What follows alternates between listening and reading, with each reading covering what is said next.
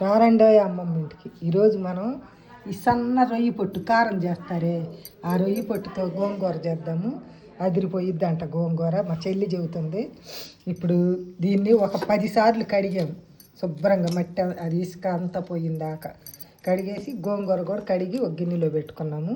ఆ గోంగూరలోకి సరిపడా 2 పచ్చిమిరపకాయలు, ఒక టమాటా, ఉల్లిపాయ, ఈ ముక్కలు దీనిలోకి వేసేద్దాం. ఇవన్నీ గోంగూరలోకి వేసేసి మూత పెట్టి గోంగూర ఉడికిద్దాం. ఇప్పుడు దీనిలోకి కారం,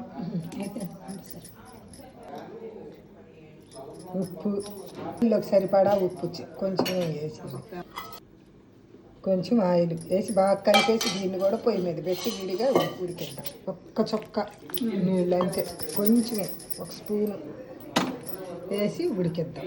గోంగూర ఉడికింది, దానిలోకి సరిపడా ఉప్పు వేసి ఈ పప్పు గుత్తోటి మెత్తగా మెదుపుదాం. ఇప్పుడు అది మెదుపుకున్న గోంగూర మనం రొయ్యలు ఉప్పు కారం వేసి పక్కన పెట్టాము, దానిలో వేసి కలపాలి. తాలింపుకి ఆయిల్, ఇప్పుడు బాండి పెట్టి కొంచెం ఆయిల్ వేసాం తాలింపుకి. ఇప్పుడు ఆయిల్ కాగింది, తాలింపు గింజలు ఎండుమిరపకాయ వేసాం. ఇప్పుడు దీనిలో కరివేపాకు, ఉల్లిపాయలు అవి కూడా వేగనిద్దాం. చక్కగా వేగింది కదా, ఇప్పుడు ఆ గోంగూర మొత్తం దాంట్లో వేసి చక్కగా కలుపుదాం. గుమ్మగుమ్మలాడే రొయ్యి పొట్టు గోంగూర రెడీ.